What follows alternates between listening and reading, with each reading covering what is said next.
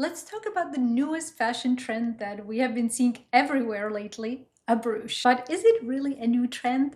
Let's look into where it comes from, what are 4 types of brooches that you need to know, and most importantly, how to wear it elegantly.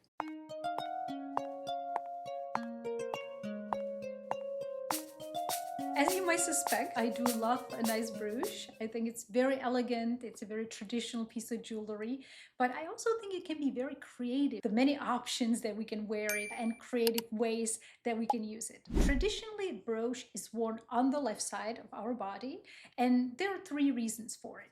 The first one is very practical. It's because most people are right-handed, which means that it's going to be much easier for them to fasten it on the left side rather than on the right. The second reason comes from military, where the medals are worn on the left side to avoid its movement during the salute. And we kind of adapted this for the brooches as well to keep the right side off clear when we're shaking hands with people. So we want to keep the brooch on the left side so we don't cover it when we're shaking hands. And the third reason is more emotional. And people used to wear their crests on the left side because they wanted to keep them closer to their hearts.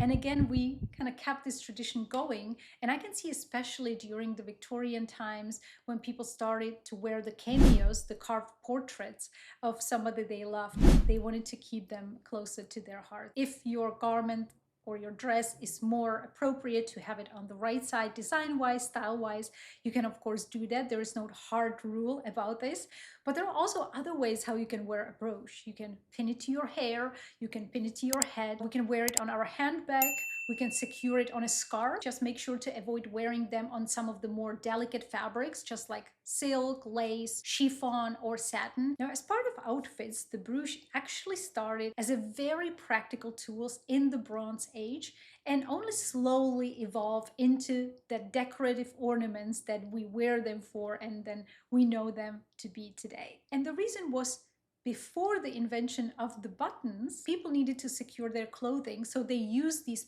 pins that were often made from materials like flint or bits of metal, and they were just meant to keep the garments and clothes secured together. But of course, as the centuries passed, these pins begin to evolve in their purpose and of course in their design as well. Now, in ancient Greece and Rome, the brooch took on a more elegant form that is known as fibula. And fibula was a design that wasn't just useful, it was also a mark of style and of social standing. Over time, brooches became a way to express wealth, taste, and in some cases even sentiment and different emotions. And by the Middle Ages and well into the Victorian era, brooches became more than just fasteners. They really turned into these miniature works of art, and sometimes they could carry a really deep meaning. For example, if you imagine a famous mourning brooches, or I'm sure you've seen what I mentioned, the cameos that captured likeness of somebody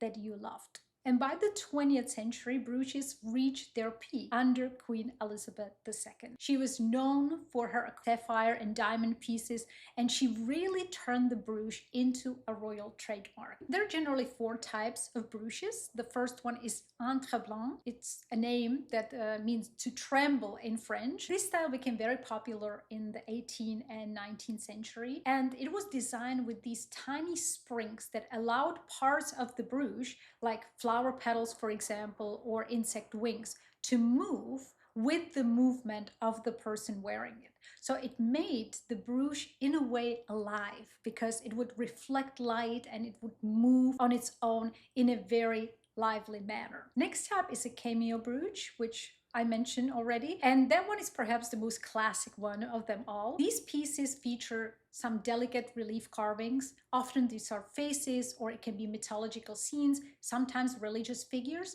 or it can be a face of someone that we actually know that we want to keep close to our heart. And next one is Ecret brooch, that is inspired by the elegant feathers of the egret bird. This one is often worn in hair or as an ornament on a head, and it is decorated with different colorful enamel or tiny gemstones. This one became very popular during the Art Deco period, mostly because of its shape that went very well with the era, but also that kind of effortless sense of glamour that these kind of brooches have. And then finally we have the jabot pin, which is very slender. It's a pin that is double-ended. It's designed to pass through the fabric so that you can only see the two decorated ends of the pin. And please let me know in the comments if you are loving this old new trend and what are some of the topics that you would like to see covered on this channel.